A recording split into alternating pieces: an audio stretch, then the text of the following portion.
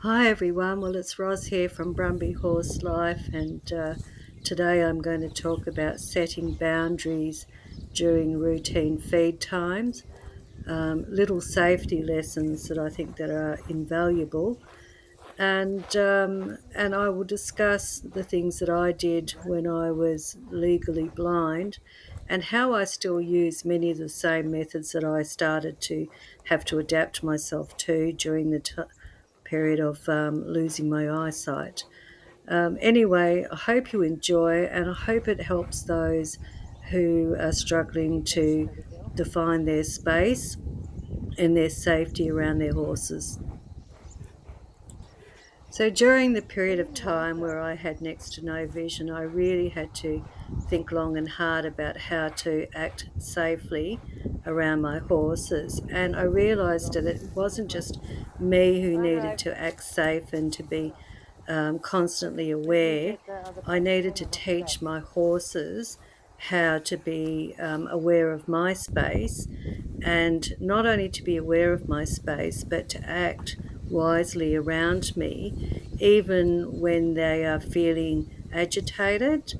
And so that took some time. But because, as I said, during those initial days when I first started handling Bella and Billy, I had to use my hands because my hands were my eyes, and the only way I could move a horse away from me was to use my hand. Also, to tell if the horse was well or unwell, I had to feel. So I had to use other senses and touch to work with my horses, and that revolutionized for me my whole approach to horse training.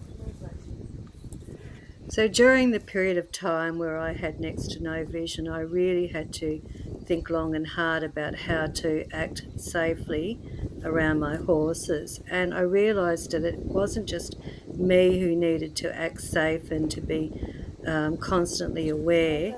I needed to teach my horses how to be aware of my space, and not only to be aware of my space, but to act wisely around me, even when they are feeling agitated. And so that took some time. But because, as I said, during those initial days when I first started handling Bella and Billy, I had to use my hands because my hands were my eyes, and the only way I could move a horse away from me was to use my hand. Also, to tell if the horse was well or unwell, I had to feel. So I had to use other senses and touch to work with my horses, and that revolutionized for me my whole approach to horse training. So at feed times, for me, when I was, couldn't see, it was pretty simple. I would use the fence line as my boundary so that I was staying safe. I would put their food bowl in and give them the command, stay. If anyone moved, took the bowl out, and then they had to wait. Put the bowl back. If they moved again, stay, move the bowl back.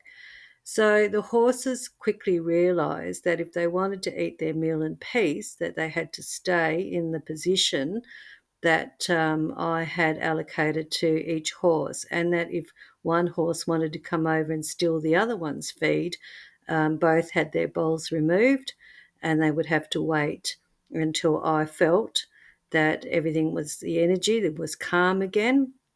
Bowls would go back in, and we'd go through the process again. So, repetitive reinforcement, look, you could call it negative reinforcement because they had their food taken away.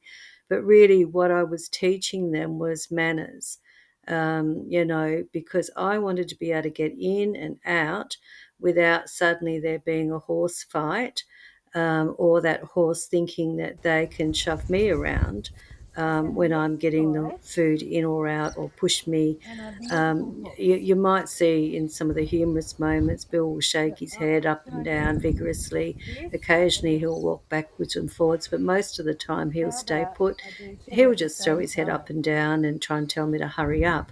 But he will not move from where he's meant to be, and that's because he's been taught. The same goes for Bella. She's much more patient. She'll just stand there, usually on the spot, and wait. So they're essential manners. For me, they're essential manners for our horses.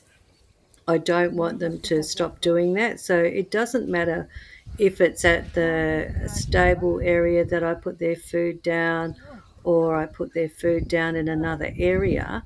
Whoever I've allocated that bowl to has to stay in that position until they've completely finished their bowl and the other is willing to share whatever's left over. And so that's the normal pattern. And also, they have to ask in a nice way. If they're bullies or silly with one another, I remove the bowl. So having to touch your horses constantly means that you can feel how they're feeling quite often. You can feel tension, you can feel calmness, you can get that sense. And I had to work very much on sense perception, because for me they were just blurs, and I had no contrast. I couldn't see colours in the way you could see colours. I couldn't see the ground. I couldn't see things that were up and down. So I really had to rely on them having an understanding of where my body was.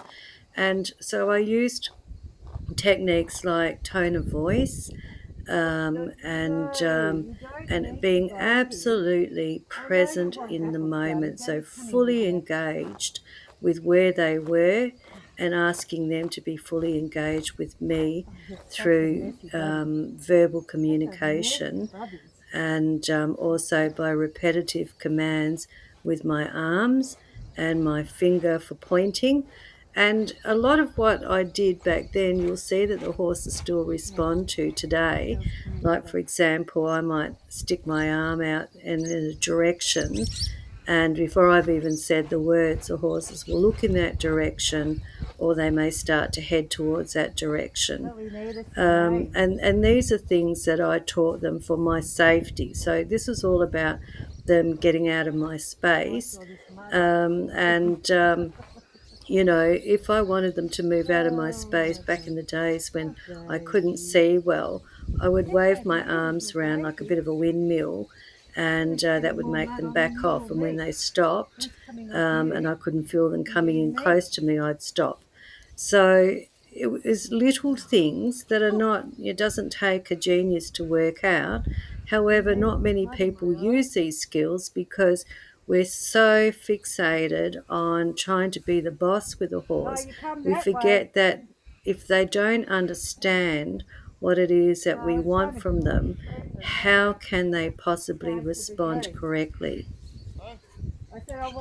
You might notice also when I'm dealing with two horses at one time, there's always a little bit of squabbling going on. However, neither one have ever bitten me in one of their squabbles. They've never knocked my head. They're very spatially aware, even if they're trying to dish each other out punishment, which they do on a regular basis when jealousy gets the better of them. But they're still mindful of where I am. I can't think of a time when they've ever knocked me over or accidentally hit me hard on the head or anything like that.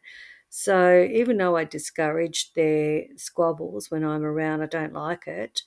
I can't say that they've ever accidentally got me when they were aiming for the other horse. Fortunate, but I think also it comes down to the fact that they spent the first part of their early lives with me in really close proximity to them, because I had no choice. When you can't see, you've got to use your hands and touch to know what's going on.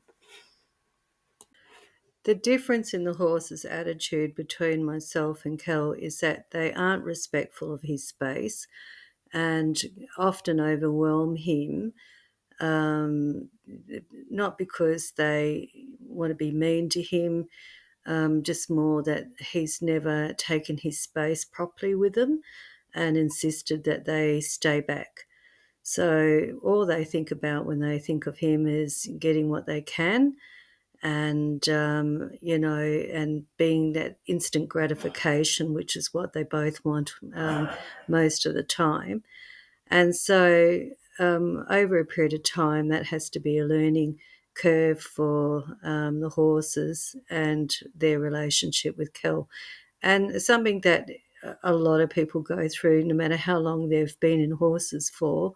They often allow horses to overwhelm them unintentionally, and that can lead to accidents. So always safety first, people.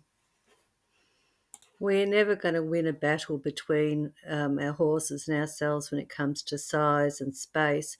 So that's why it's absolutely of the utmost importance to teach your horse to be spatially aware of their body, because when they're in the midst of whatever it is that they're having a tangle over, they're not thinking about the fact that they're 500 kilos and big and strong. They're thinking about what is annoying them right at that time and what they want sorted out. So that's where their mind is at. So what we're asking them to do is to stop, pause, think about where we are in that situation and to avoid us. You mightn't be able to stop them from having a tangle with another horse, but you can stop them from running you over, biting you, accidentally knocking you over, or kicking you unintentionally.